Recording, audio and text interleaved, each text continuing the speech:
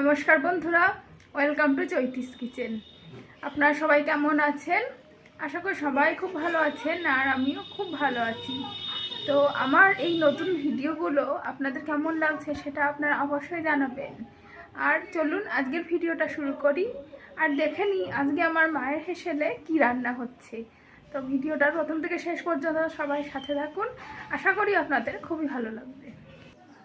তো আজকের ভিডিওটা এই যে দেখুন, পাঁপড় দিয়ে শুরু করলাম। এই পাঁপড়গুলো বাড়ির ওপর থেকে রাখলাম। এগুলো হচ্ছে, এইটা টমেটোর পাঁপড়, ওটা আমের পাঁপড়, আর ওপাশে রয়েছে সাবুর পাঁপড়। তো একজন ভদ্রমহিলা এগুলো বিক্রি করছিলেন, তো সেই জন্য বাড়ির ওপর থেকে এগুলো রেখে দিলাম। দেখা যাক এগুলো খেতে কতটা ভালো হয়। আর এই যে এখন পাঁপড় আনা মাত্রই পাঁপড়গুলো ভাজা শুরু হয়ে গেছে। তো প্রথমে আমরা এই আমের পাঁপড়টা দিয়ে শুরু করলাম, তো দেখি কেমন খেতে হয়। আমের পাঁপড়টা তো ভাজার সময় একদম নর্মাল পাঁপড়ের মতোই লাগলো। আর এই যে সাবুর পাঁপড়টা, আসলে আমি কখনো সাবুর পাঁপড় খাইনি, তো সেই জন্য আমি সাবুর পাঁপড়টাই রাখলাম। আর এই দেখুন, পাঁপড় ভাজা হয়ে গেছে। আর এবারে রান্না হবে মাটন। এই যে দেখুন, মাটনটা ভালো করে ধুয়ে আগে প্রেসার কুকারে দিয়ে আমরা সেদ্ধ করে নেব, তাহলে রান্নাটা তাড়াতাড়ি হয়ে যাবে। আর মটন সেদ্ধ করা জলটা কিন্তু ফেলবো না। এই যে দেখুন, প্রায় 7-8টা সিটি দিয়ে মাটনটা আমরা সেদ্ধ করে নিয়েছি। এভাবে আগে থেকে সেদ্ধ করে নিলে মাটন রান্নাটা অনেকটাই তাড়াতাড়ি হয়ে যায়। আর এই যে দেখুন, এবার তেল দিয়ে দিয়েছি সর্ষের তেল, আর এভাবে বড় বড় আলু কেটে নেওয়া হয়েছে। এভাবে বড় বড় আলু দিয়ে যে কোনো মাংস খেতেই ভালো লাগে। আর এখানে রয়েছে পেঁয়াজ, আদা, রসুন। আর এবার সমস্ত এই আলুটা আমরা ভালো করে ভেজে নেব। এখন আলুগুলো বেশ ভালো করে লাল করে ভেজে নেওয়া হচ্ছে। আর এদিকে আলুটা ভাজা হয়ে গেছে, আর এবার তুলে নিচ্ছি। মাংসের মধ্যে যে বড় বড় আলুগুলো থাকে সেগুলো খেতে মনে হয় আমরা বাঙালিরা সবাই খুব ভালোবাসি। আর এবারে তেলের মধ্যে ফোড়ন দিয়ে দেওয়া হলো গোটা জিরে।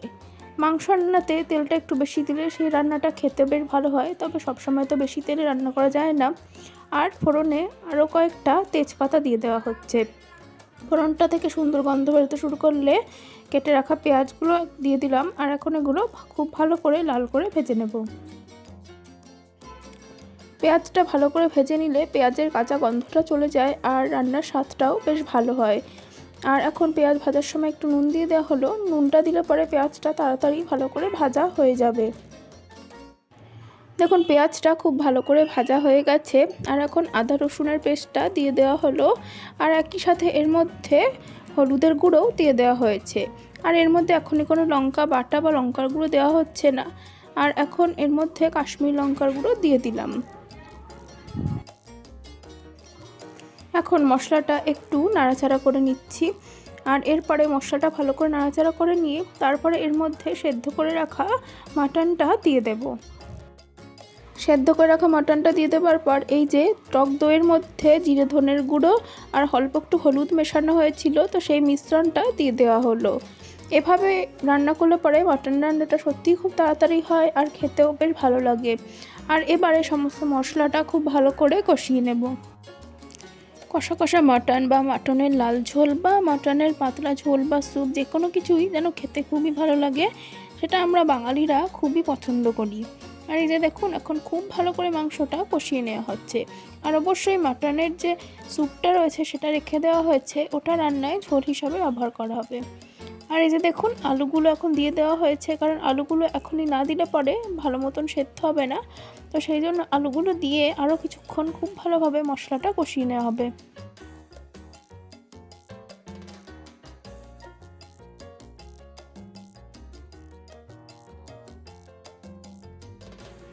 সমস্ত মশলাটা বেশ ভালোভাবে কষে এসেছে। দেখুন, কড়াই থেকে লেগে যাচ্ছে আর তেলটাও ছেড়ে দিয়েছে। আর এই যে এখন লঙ্কার গুঁড়োটা দিয়ে দেওয়া হলো, তার কারণ ওই যে ছোট্ট কড়াইটায় আমার মেয়ের জন্য একটু ঝোল বসিয়ে দিলাম মাংস তুলে।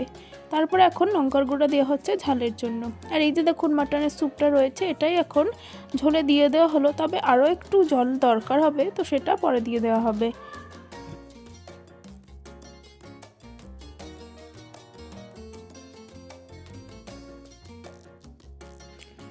আর এদিকে ঝোলে বেশ কয়েকটা কাঁচা লঙ্কাও দিয়ে দেওয়া হয়েছে। যাই হোক, এবার ঝোলটা খুব ভালোভাবে ফুটিয়ে নেব।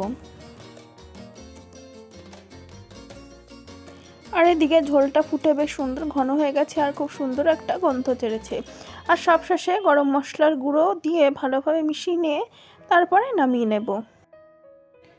বন্ধুরা, কেমন লাগলো আজকের এই মাটন কষা বা মাটনের ঝোল অবশ্যই জানাবেন। আর ভিডিওটা ভালো লেগে থাকলে অবশ্যই ভিডিওতে লাইক দেবেন, কমেন্ট করবেন। আর যারা এখনও আমার চ্যানেলটিকে সাবস্ক্রাইব করেননি অবশ্যই সাবস্ক্রাইব করে পাশে থাকবেন।